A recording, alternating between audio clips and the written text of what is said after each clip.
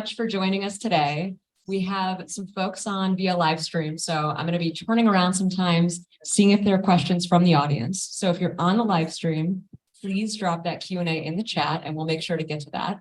But for those in the room, thank you so much for joining us. She's Independent Investments is a women first angel group with good presence in Colorado, but we have presence globally. And we're really excited about hosting She's Independent Conversations, where it's all about sharing insight, interviewing founders, investors, and really leaning into that access and education, recognizing that those are really critical to getting more women and diverse founders funding and to get more women into investing. So I'm going to give a quick intro for each of our panelists, and then I'm going to ask them to share a little bit more about themselves. And then we're going to move into the Q&A portion where I'm going to start with directed questions. And then we very much want to make this, as informational as possible. So we would love to hear from the audience. Again, live stream, whether you're a person, you can raise your hand, you can drop it in the chat, and we will make sure to get it answered. So to kick us off, first I'll introduce Alexandra Satine. She is our talent placement partner at She's Independent. This is actually our first time meeting in person after almost a year of working together. So if I keep staring at her, it's because I'm like, wow, this is actually happening offline in real life, and I still can't believe it. But she's wonderful and a really skilled individual who isn't thinking about how do I place talent from She's Independent. She's thinking about how do I help these companies? How do I help founders in the ecosystem? What do they need? So Alex, if you want to give a little bit more background. Yeah, thank you. Thank you so much. Thank you, Natalie. Thank you, Allison. It's really an honor to be here. I love being in Colorado, finally getting to meet you after working together for a year. And yeah, I'm very grateful to be here. So yeah, my name is Alexandra. I actually was born and raised in Venezuela. I migrated to the US when I was in my 20s and was a founder. That's really how I started my journey. I was a founder at 25. I had my company for about 4 years, which then I exited and continued to work for other startups, both in retail, healthcare, went on to work with companies in diversity, equity, inclusion, fintech. And so I've really taken the time to really learn the art of pre-seed and seed and what is it that they need and what is the support they're looking for. I mostly focus as a fractional CFO, COO, and yeah. And I just recently co-founded a company called Your Cohort. So I'll give it to you. Great, thanks. And also, if it's a reach, we may move in between us for the mic pass. And real quick, thank you so much to Sweater, who is hosting us today in this space. We're partnered with their videographer, so thank you. We couldn't do this without you all because we are very much an impact and mission-driven first organization, less so a cash flow business. So we really appreciate all the partnership. Our next panelist, I'm really excited to introduce, Allison Gerlach, and we've connected more recently. She's an investor locally here in the Boulder, Colorado area, and I always enjoy our insightful conversation around data, logic, insights, what's happening within companies that she's both investing in and also plugging into to really help them scale and, operate. So if you want to share a little bit more background, Allison.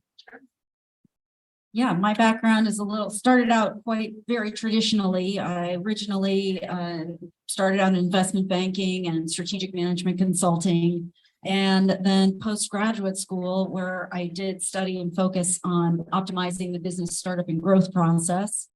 I became a founder myself. I've been a serial entrepreneur. I've been an investor. I've been an investor advisor. I've been an advisor to funds. So I've certainly sat on many sides of the table and businesses all across. I've done some in media, some in tech. I do spend a fair amount of time helping deep tech commercialize because I'm associated with some universities on the academic side. And today I really focus on my firm, which is called Breakthrough Ventures, where we help companies, usually of seed plus stage, and we plug in and give them the management team and depth of management that they need, but really can't afford that level of experience that is so desperately needed at that stage. So yes, we do have some direct investments, and I think like your name, Cohort, we do operate as an incubator accelerator that is without Cohort because we're sort of always there with them. Great. All right, so we're going to kick off with some prepared questions. And then again, if the audience has questions, please interact, ask them. Let's start with the definition of fractional talent. I know I've heard a few definitions there. I know Allison had shared a little bit of her thoughts around it being something that, isn't temporary. So let's hear from both of you on this one. I think it's good to define it first. I'll start by proximity. Fractional really just means a piece. I like to think of it though, the challenge with fractional is it shouldn't mean temporary. It's not a Band-Aid. It's not something until the wound heals. Fractional really just does need to be contiguous, and it does need to be something that is there. If it's going to be effective, you are there with the company for as long as your need is there. Sometimes fractional means working yourself out of a job if it is a wound that needs to be healed. But really, for the most part, fractional just means not full time. But it should be just as integrated and just as important and just as ongoing as any other function. Yeah, I completely agree with you. It's not a patch or a Band-Aid. I also think fractional, also it's depending on what industry you're going to be practicing as a fractional, right? If you're more in a private equity, a lot of the times they're called operators. So you do run into that term more than a fractional in the private equity space. In the VC space, it started to sort of adopt the operator, but also the fractional is more common. And then when you start working with institutions that are actually, there are Fortune 500s, there are larger institutions that also tend to use experienced executives in a specific area. And so they will also use fractional. So I agree completely. It's definitely not a patch. It's more of having someone who's had an incredible amount of experience in a certain type of role or space that you really want to be able to utilize that experience towards a company that is just starting or a particular area of the business.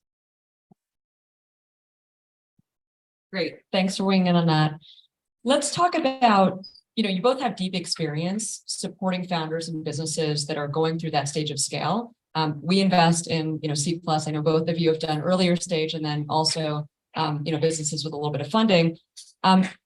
Let's talk about what stage of business you typically work with and why. So maybe we'll start with Allison. Thank you. So I mostly focus with pre-seed and seed. And again, going back to depending on what the fractional person is really focused on, because technically they're the product, they're offering their expertise. So they have to feel comfortable with who they're going to engage with. In my case and with my colleagues that I work with, we mostly work with early stage. And that is because we want to bring in the strategy side, but also are willing to do the execution side. There are fractionals who are more focused on the strategy side versus doing the execution. They rely more on the team to do that. So in our case, we really focus with my colleagues on helping the startup from very early. At times, we even help them. In my case, I've helped founders get ready for fundraising. So do they have the right financial model? Do they have the right CRM tools to track all the investors? What does their deck look like? Who's refreshing their data room? It can be a small piece of project like that to then later on. Yeah, we work on Breakthrough Ventures. We work with predominantly, we start with seed plus, but we've stayed with them through many, because like you, it's not just about the strategy. It's really about the implementation and execution.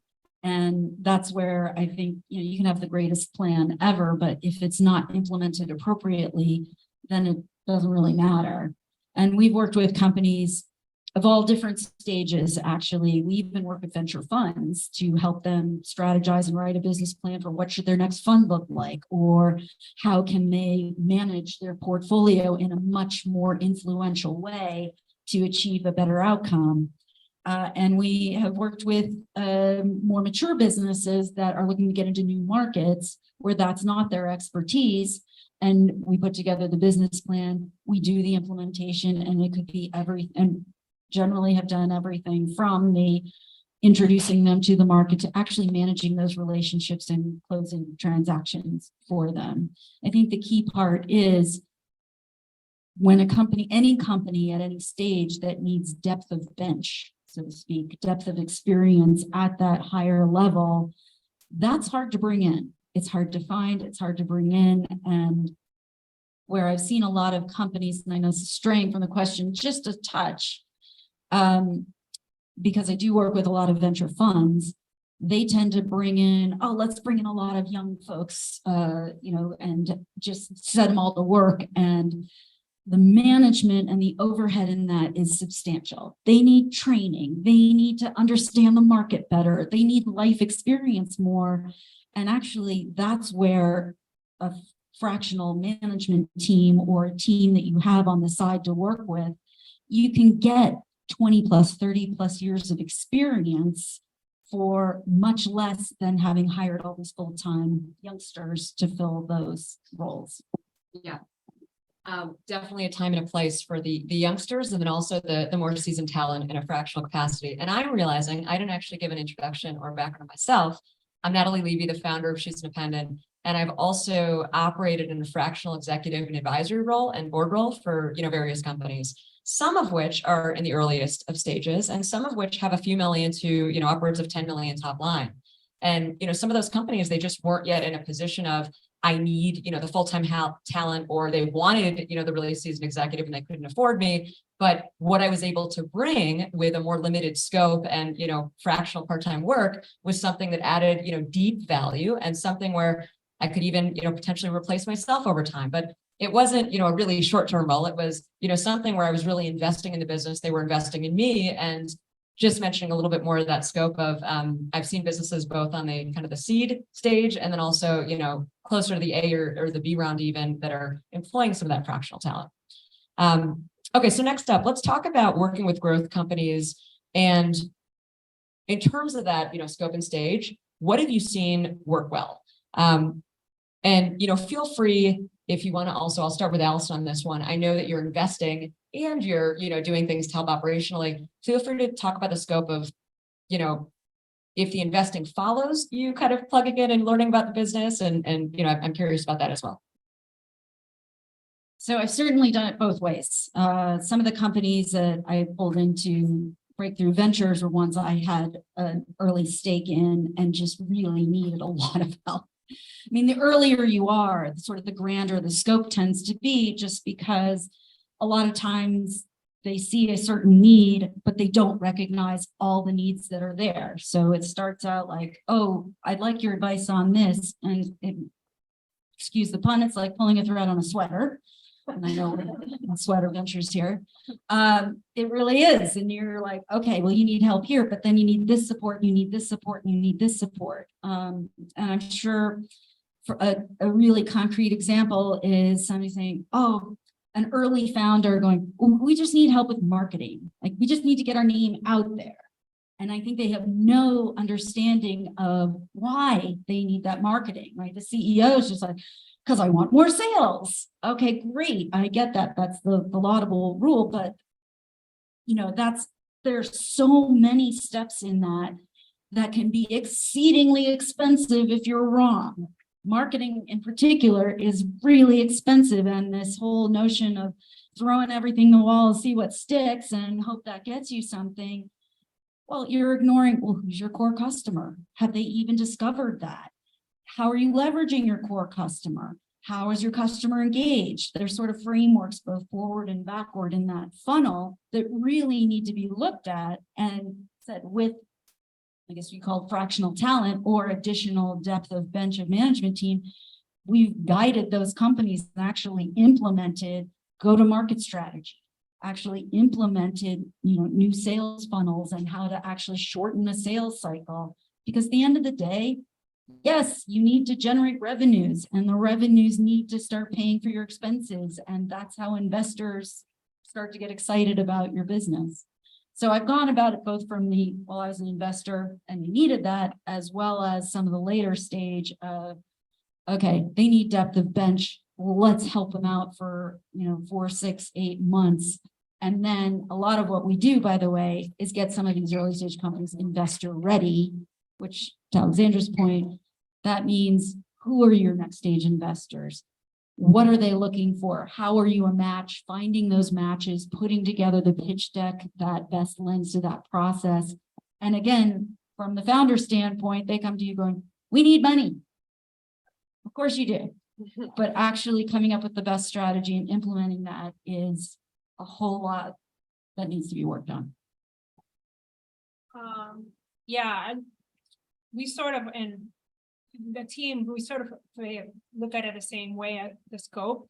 And the way I actually have looked at it is because I get a lot of the pre-seed and the seeds, I started looking at it more from working backwards from the financials. Okay, where are you currently standing in the financial? Like, what's your cash flow? How many months of runway do you have? And then come up with a plan of how, because if they're almost running out of cash, and the plan has to be very aggressive and very like scrappy.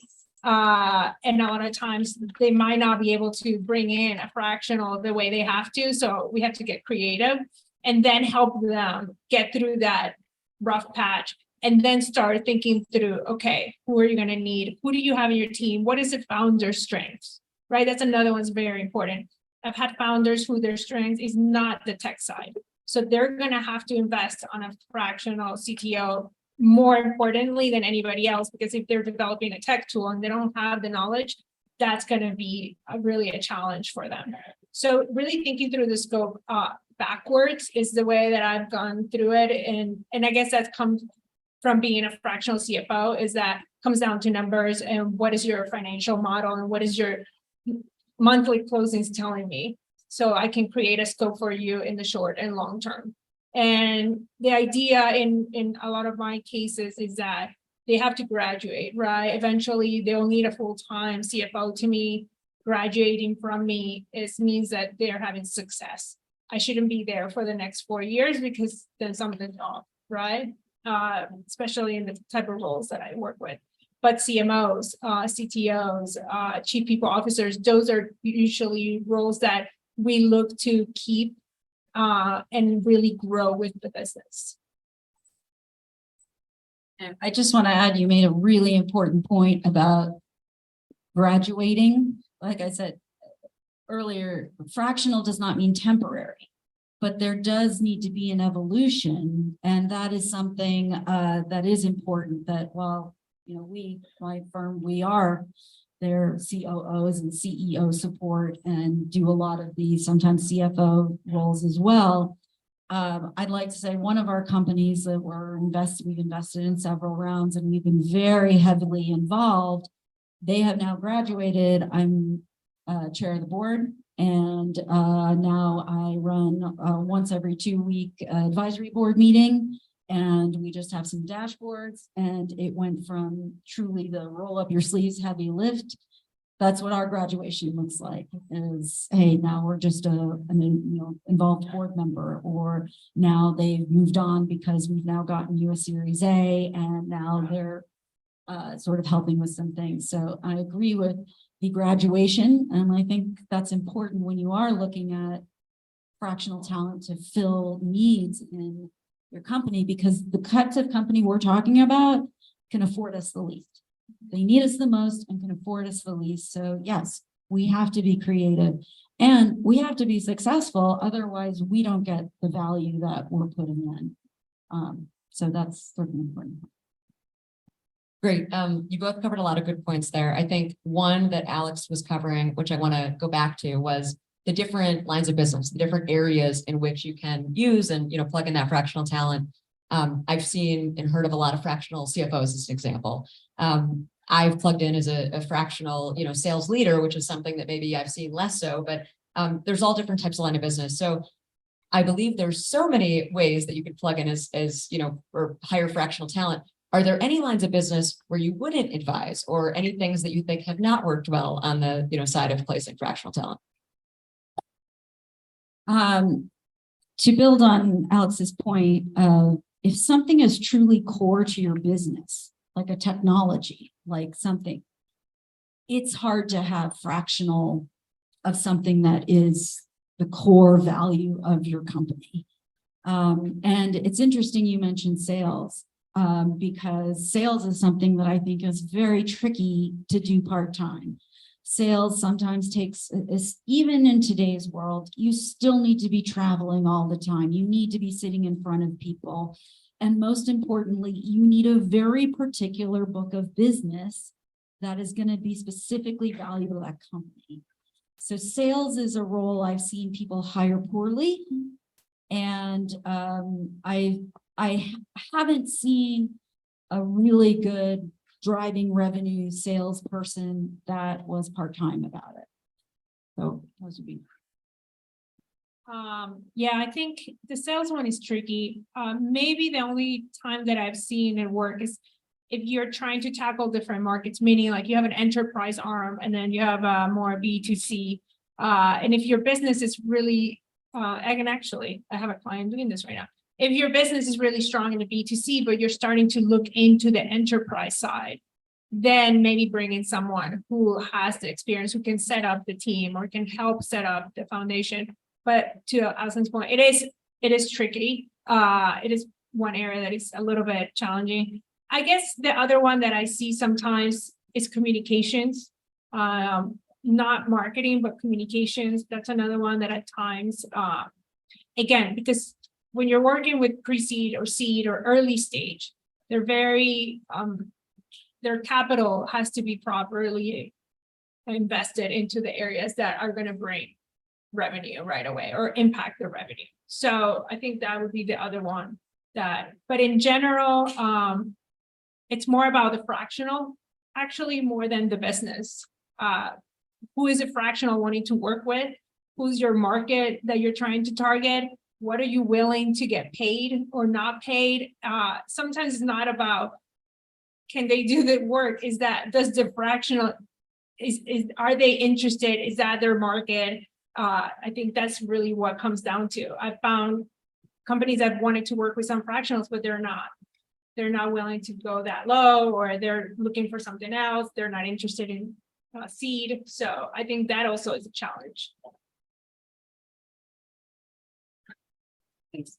I can definitely say, yeah, some of those issues on the fractional sales executive side, they're tough. And whether it was a new line of business, helping to hire, creating a plan, things that I'd say probably didn't work as well when I was fractional executive on the sales side, that if I'd been something like, I don't know, CFO or some other role that could be less integral in the business, I think it would have been smoother and it would have been less stressful for me, let's say, for kind of that part-time work.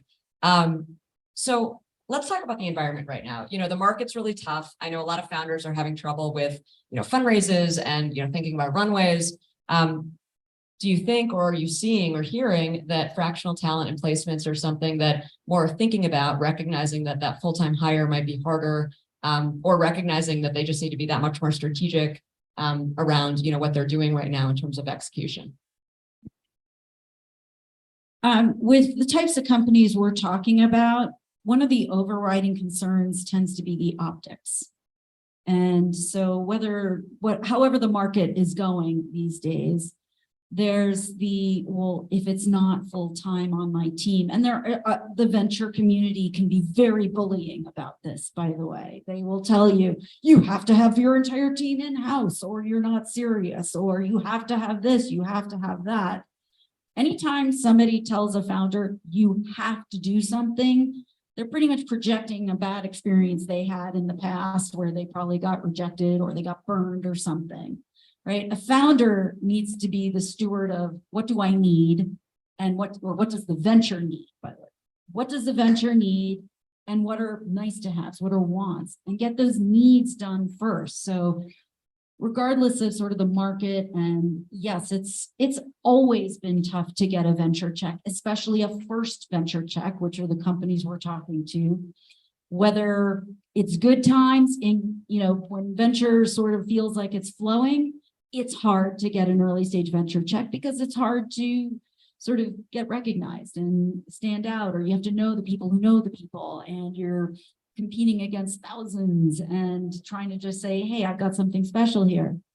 In tougher times, Well, if you've got a good business model, it's easier to raise during tougher times, but that doesn't always mean that the venture fund has the cash to be writing checks. They don't always have dry powder. And I think the misnomer is entrepreneurs and founders think that they can just pluck a check out of the air when they're ready to get funding. So when you talk about what are the needs that you have, there is an optics. It has to look palatable for funding and the funding you're going after, because as Alex said, that all these companies, they're ice cubes melting on a dock. They have runway that people like Alex and I are trying to extend in the best way we can. And so in terms of the environment, I think it doesn't really matter at the end of the day. At the end of the day, you have to fulfill the needs of your company first. And if those needs are, we need to get funding, then you need to do it in a way that is going to be sustainable in the business environment, good or bad. And you're going to have to be able to demonstrate that you were able to tap into that core customer and give something for a venture investor to want to take a bite out of. Yeah, I completely agree. I think fractionals based on the economy it's not something that gets impacted, but I will say to the industry that we do, and the reason I think we keep saying that is because each industry is very different. If you're in a Series A, Series B, or if you're in an industry that is mostly invested by private equity, is working very differently from what we do. But in our case, I also want to add that having a fractional in your team that's been in the industry is also really beneficial to founders in moments like this, because most fractionals that are especially working with in the VC invested industries, they have connections, they build networks. So most of the time, yes, you're hiring us to help you, let's say with finance, marketing, HR, whatever it is. But a lot of us are very invested in building our networks. And so we are able to also help you through moments like this, where the economy is tough. We're able to also bring in those introductions, bring those networks. That's why I always say to founders, you never know who you're talking to. So make sure you're always treating everybody the same, because you never know who that person knows and what their network is. But I definitely think that is one of the advantages of a fractional, is that because of the nature of our business, we tend to build a bigger network versus a full-time employee is really building a career, which is a little bit different. Yeah, and that's kind of exactly what I meant by the optics, right? They can leverage our depth and our experience and our, when a venture funder looks at the team, they want to see that not only does the team, can they execute, but they want to see that the team has something special in them that gives them a special distribution channel, a special sales route that they can look at and say, well, I know they're going to be helpful because look, this person's there. And I certainly, with the companies I work with, I've no doubt the ones that you work with as well, that's a big piece, is they can leverage your CV and your experience in your networks to be a lot more investable than without. And it's a way to do it a lot less expensively. One thing we didn't talk about was the difference between a fractional executive and an advisor. I know that, advisors sometimes will join a team, or let's say be an advisor to a team where it's really light in terms of the hours of the labor, but those, connections they can make can be really integral, linking up, whether it's with other investors or customers, it's something that, I've done, and I've seen, work really well for others out there, where again, it doesn't have to be a high touch, type of role. Do either of you have thoughts on, I guess, the advisory side of things and, the kind of strategic intros, and how might you think or suggest that founders think about working with advisors versus those fractional executives? I am an advisor to several companies, and informal, like you get, some shares, and we have a certain number of touch points that we do. An advisor, however, maybe we talk once every other week, which I do with one of my companies as an advisor. Maybe we talk once a quarter, which is also a perfect cadence for an advisor.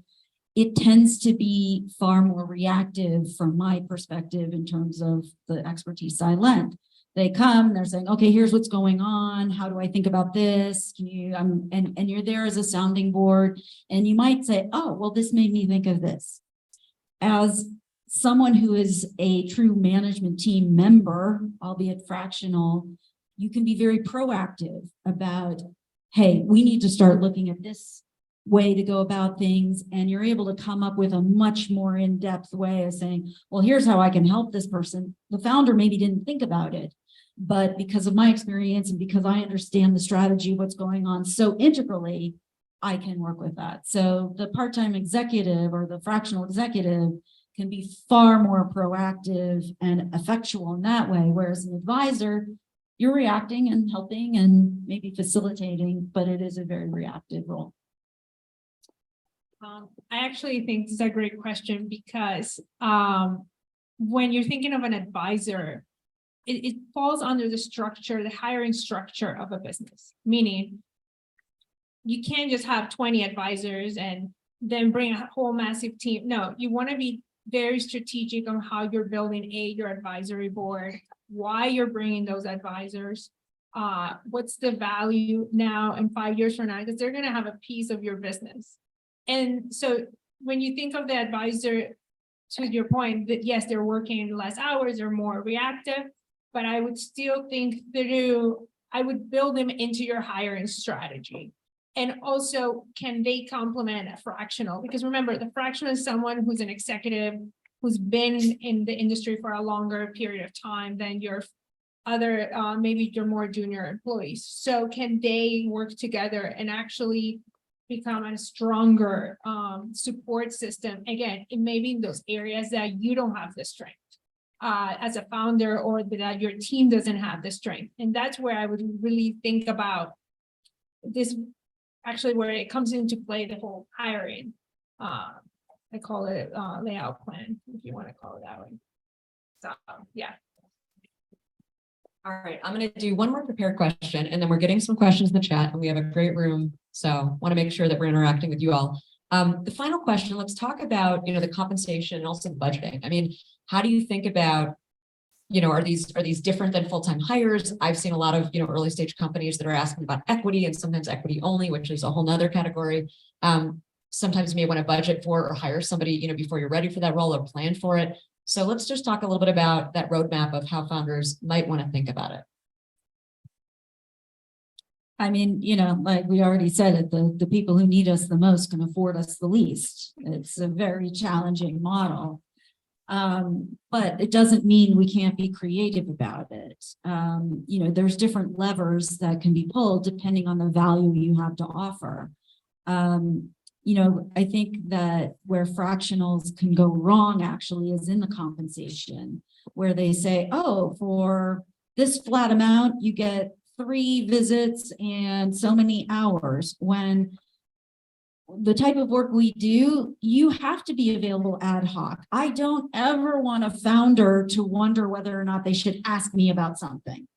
They should always ask, even if you don't think you should, ask anyway, because the number of times that I have had to bifurcate an agreement that really was terrible because they're like, well, I didn't want to bug you about it. I'm like, that's what we're here for. And you can't be nickel and diming. So the compensation models where it's a flat fee and you get so many things, I would be very wary of those because a good person is someone that you can call ad hoc. Again, fractional doesn't mean that you're limited to only talking about certain things. It really does need to be someone who is a partner who isn't there. Levers that we with Breakthrough Ventures, there occasionally we will do some deferred compensation depending on the situation, especially when we are helping quite a bit with the funding. We will also, obviously, equity plays a part, and we are very careful about the companies we're willing to help because we need to make sure we can add the value that will eventually bring success.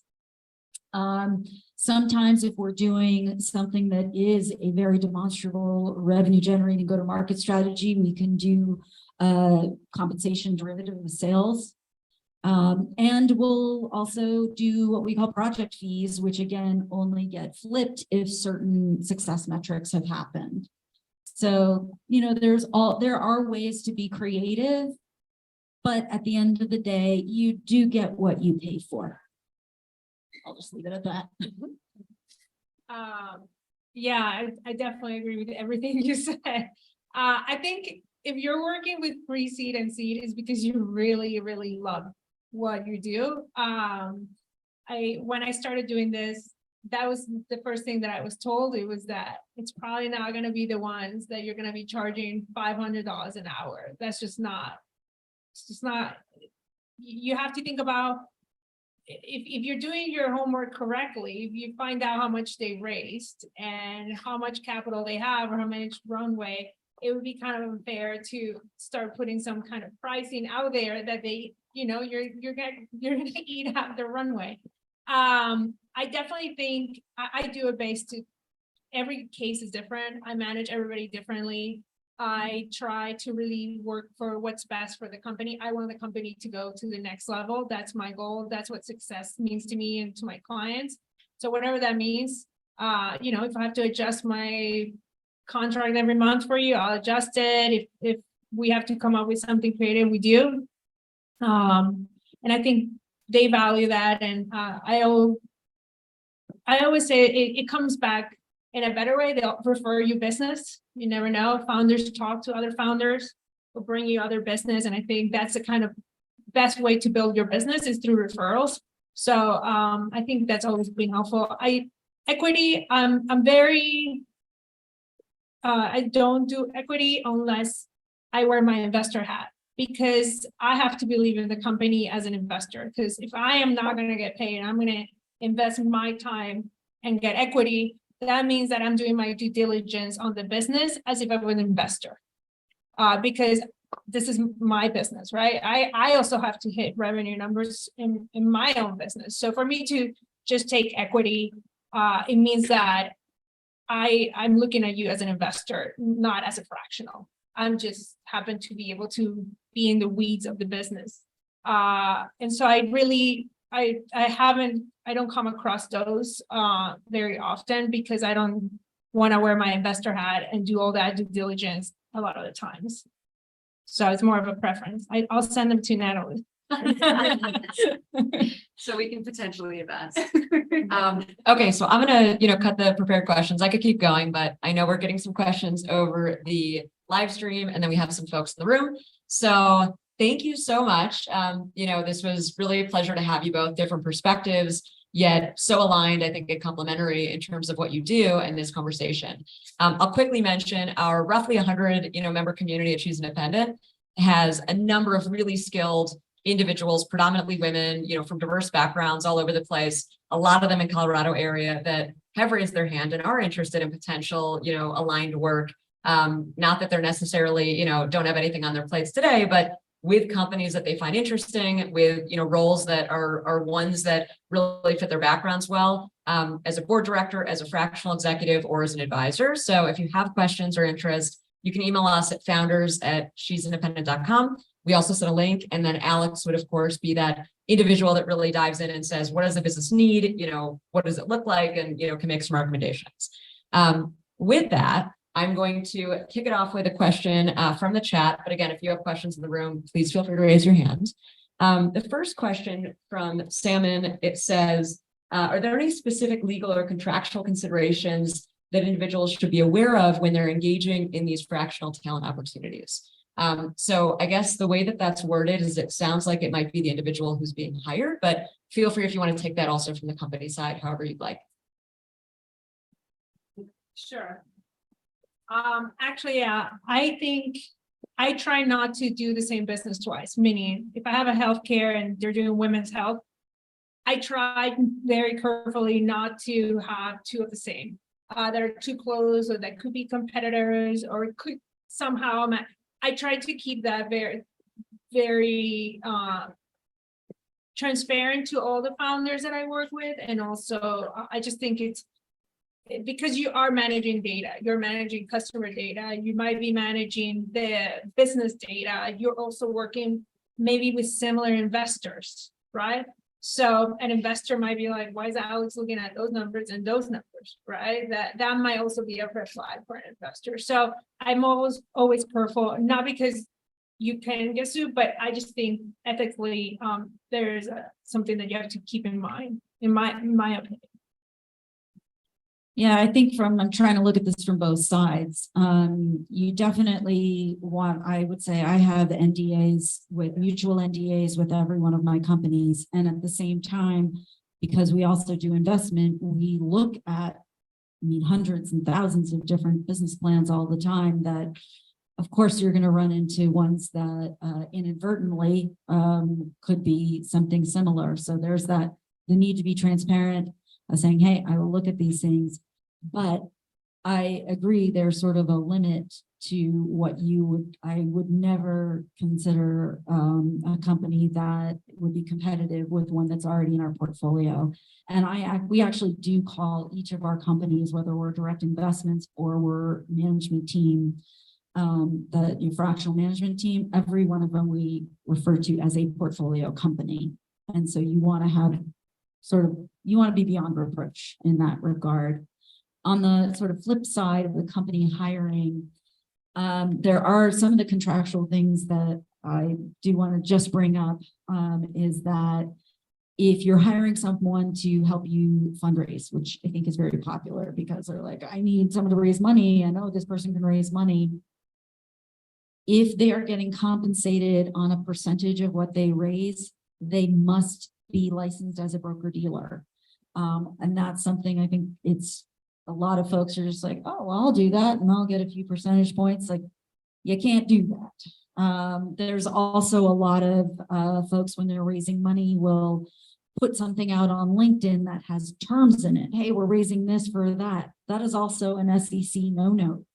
You cannot put out in any kind of thing that would be considered public forum terms for a private offering, which at these stages, they are private offerings. So those are where I see the companies themselves and going to hire tend to trip up a bit because contractually, even though, look, there's very little recourse. I see it all the time, like I said, on LinkedIn, or people sending stuff with me that has terms. And I'm thinking, oh, you really shouldn't have done that. It's not like people are going out there getting in trouble for it, but you really shouldn't do it. It's not just because there's not a lot of people getting in trouble for it doesn't mean you should do something that is clearly not allowed. So those are just a couple of contractual things you want to make sure there. The other thing is, if you're a company and you're hiring someone who's got a network of expertise, you want to make sure, and a lot of times maybe they're hiring someone, this is especially in sales, please do diligence on any kind of conflicts or what their work is allowed them to do, because their previous job may have a non-compete. Their previous job may restrict how they're able to sell to the very network you wanted to do. So before you bring someone on from the company standpoint, please do your due diligence on that, because you'd hate to bring someone on and then be severely restricted or limited, or hit with a lawsuit from the company that maybe let them go and said, no, you can't do that. All great points. Thanks both. Well, let's open up to the room and I'll keep looking at the live stream. So yes. Oh, yeah. Or I can repeat it either way. Okay, great. And before I ask my question, I actually have two questions. I'll save the other one. But one other comment about contractual provisions. I think it's really, especially from the fractional executive standpoint, I think it's really important to have a clear termination provision. So Clear termination provisions. That's what we're talking about. Yeah. Sorry. Oh no, that's great. Right. Yeah. So just really clear, like in sort of notice period, just to make sure that the executive can exit the contract without problems. Yeah, just some good commentary in the room about making sure the executive can exit without indemnification or issues, I guess, when they leave. Graceful exit. A graceful exit. I'll also say, the concept of equity came up, and whether it's employees or a fractional executive or advisors, you always also want to be thinking about that alignment, because you don't want to just give away pieces of the business if something doesn't work out with somebody that you've hired. So by no means am I saying that you should have the standard 1-year cliff or your vest, which is what an employee gets, but also thinking about Oh, wow. Allison is saying the 1 year, 4 year.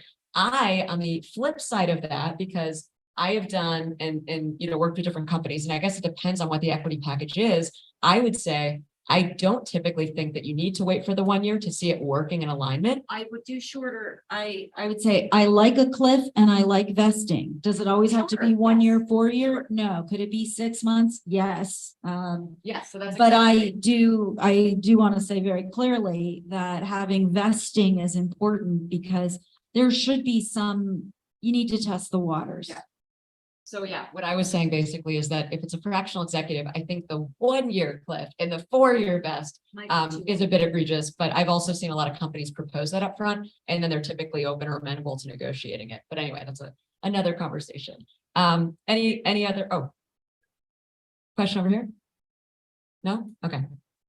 Oh, you might have another one, sure. Next question. Okay, so I think Alexandra, you had mentioned that you thought communications was sometimes challenging in the fractional space, and so I apologize if I missed your explanation as well, but I actually know a couple of firms that have, like, say, 4 clients, 10 hours a week, and they've had them for quite a while, and it seems to be working pretty well.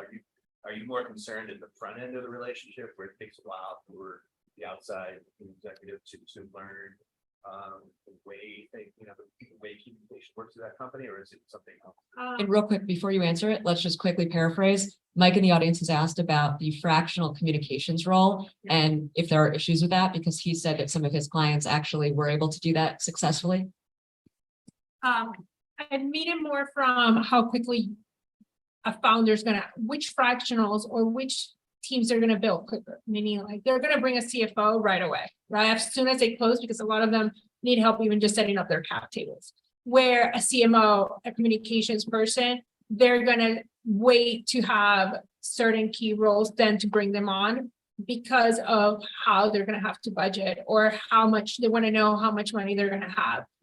Not to say that they're not hired or that they're not popular. It's just that in the priority list, usually the finance person comes at a lot quicker.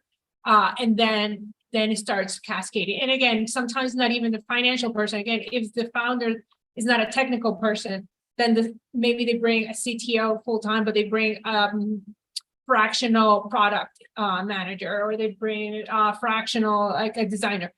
It all varies. But I have to say that there are some roles that you can tell that they fill up quicker than others. And that's also just working on, because part of what I do is hiring. I've seen that trend. But again, not to say that they're not. Yeah, definitely not the case. Yeah, I've also been a party to fractional communications directors.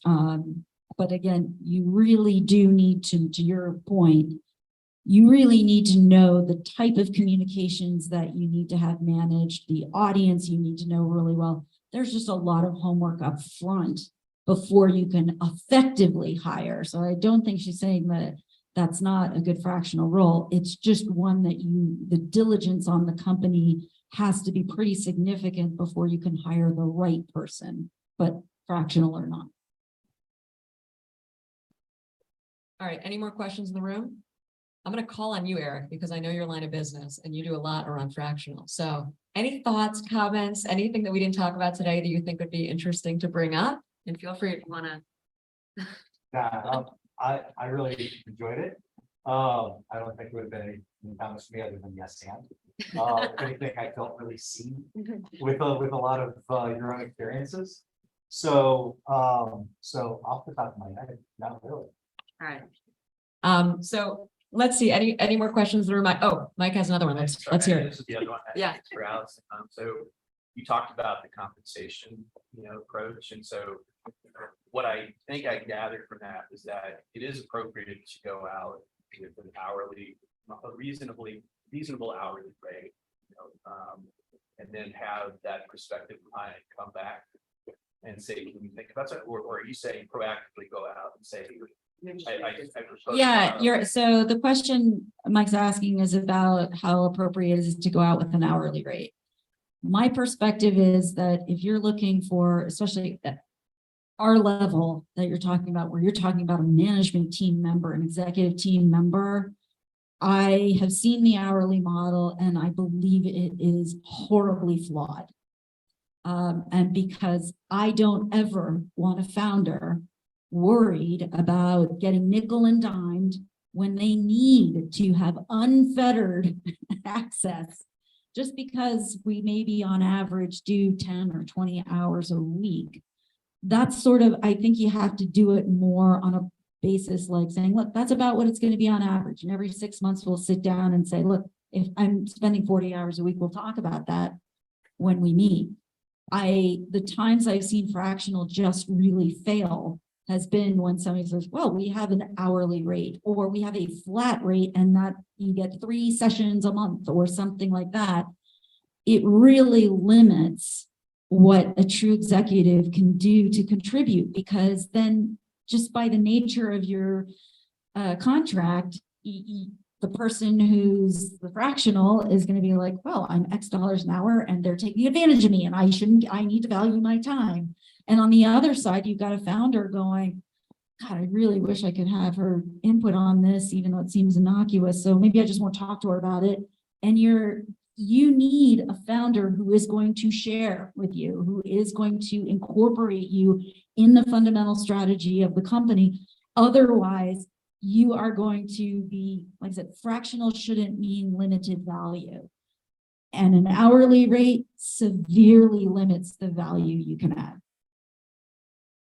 I'd also weigh in, I completely agree. You don't want to think about it in hourly terms, but when you're thinking about, let's say, the value of that individual, and you're thinking about the, average of how much are they going to work in that week or in that month, it's a good way to think about coming up with that ultimate, That's right.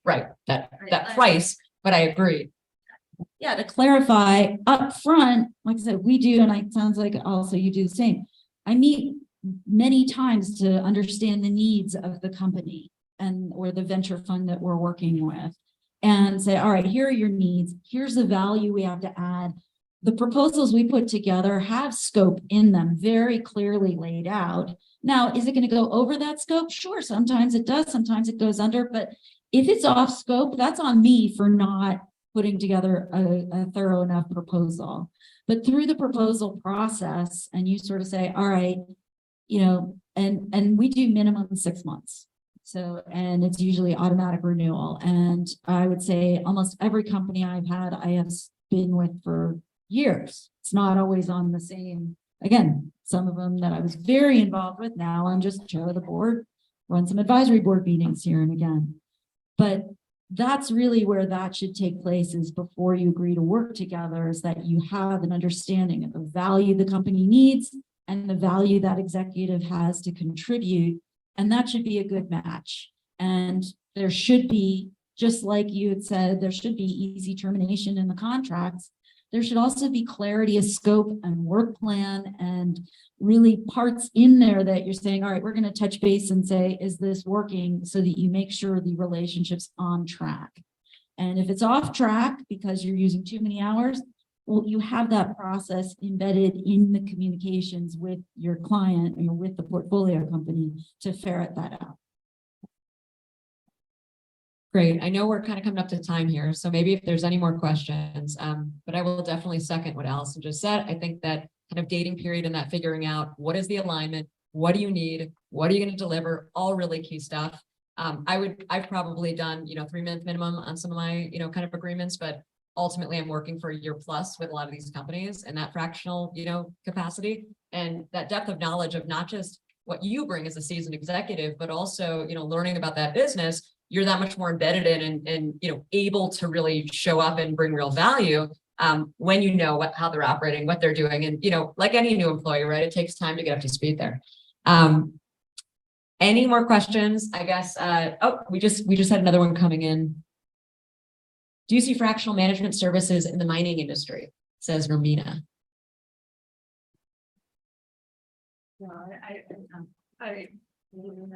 Yes. It probably is. I would say I have seen, I was just going to say that. So the mining industry is very dominated and funded by private equity, and very much later stage, but I have absolutely seen requests come in for people looking for, hey, do you have someone who can maybe be a, quarter time this for a mining company?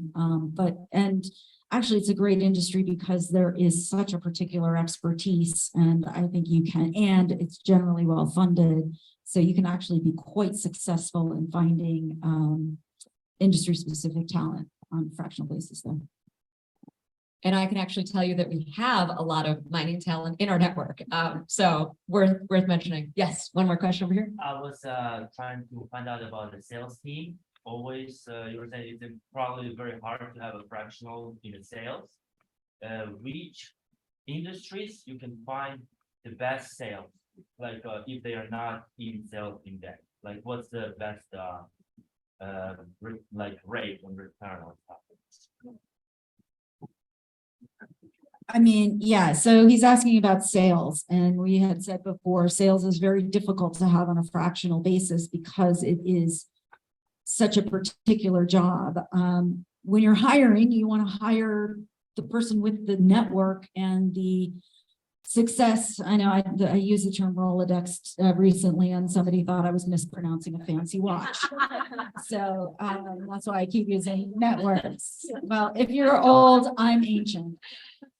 So, for sales, you're really hiring a book of business, and you're hiring an established, boy, we know this person has a success selling in this book of business. They're well regarded in that network. They have closed deals in that network, which is really important. I know a lot of sales folks who are buddy and hang out with lots of people, and they go for drinks and everybody loves them, super affable. And they're some of the worst closers I've ever met in my life. You need to find someone who has a track record of closing meaningful sales in the very particular network you're looking to sell in. However, you can make that happen in your business, make it happen. It's unusual you find somebody who has that kind of value, who's willing to do it on a fractional basis, because they kind of need to be all in. So that's my thought. No, I think, I might add a little bit. So because I've been there, I'll give a little perspective. First, I think, it is very tough to do fractionally. I might differ a little bit from Allison in that I would say if you are early on in your sales and go-to-market journey, I think having kind of a brilliant or, really fantastic, salesperson who can learn and evolve alongside, what you're doing is probably as or more important than somebody who's maybe done it before. Because if you're a new business, maybe it wasn't a like for like or an exact, type of sale. It's great for industry expertise.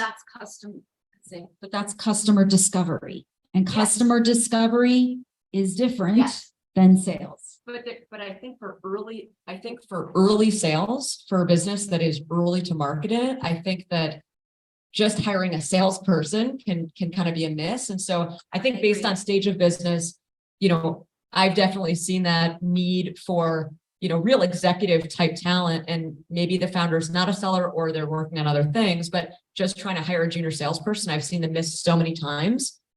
Yeah, I agree. I think we're agreeing on the don't hire a junior person too early on, because like I said, they don't have the network, which is valuable. However, if you have not done your customer discovery in a way that is going to resonate, if you haven't tapped into that core customer, you're going to have a tough time raising money.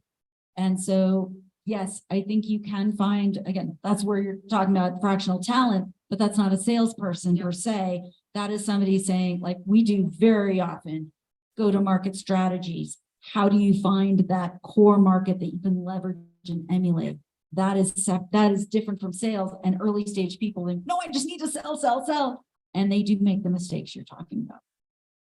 Yeah. And I think a few other things to add there is, a lot of times these companies will, take on VC, money, and it's, we just need to fill a bunch of, bodies and seats, but you can't scale something if you don't know what works. And so I think really spending the time to do the research and figure out, what is the model and what are you doing? I think a few other ways I've seen fractional, sales talent really work is maybe you're entering a new market or you're expanding into, a new region. These are things where, again, somebody, feet on the ground can really be helpful, even if it's, again, not necessarily the, they're there full time, but it's something that they're exploring or they're not ready to, fully deploy.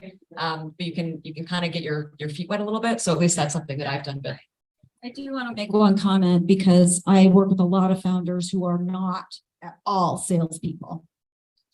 They still have to learn how to sell their product. And I would not work with a company, and it would be very difficult to get investment if the CEO themselves wasn't the first salesperson to really figure that out. I know that's really uncomfortable for a lot of founders, but the founder has to be the first salesperson. I actually want to add something to that. Not only be the salesperson, but understand your revenue streams. I've run into that, and I think that's where maybe if you're very early, working with a fractional CFO for that type of project is helpful, because yes, you might have the product, but if you don't understand how the revenue is going to be coming in, or what's the best optimal way to get revenue, that can be a challenge down the road, which will be uncovered eventually. So I definitely think to that, make sure you understand your revenue side. All right, so I know we're a few minutes over, so I think we're gonna wrap up. Thank you so much, for everyone who came out. We're gonna end the live stream. Maybe we'll hang out in the room for a few minutes, but this was such a pleasure. Thank you both for joining us. Alex for traveling in, Allison for connecting and being a part of our network, and for those of you folks in the room, and those that have spread the word. So thanks again. Thank you.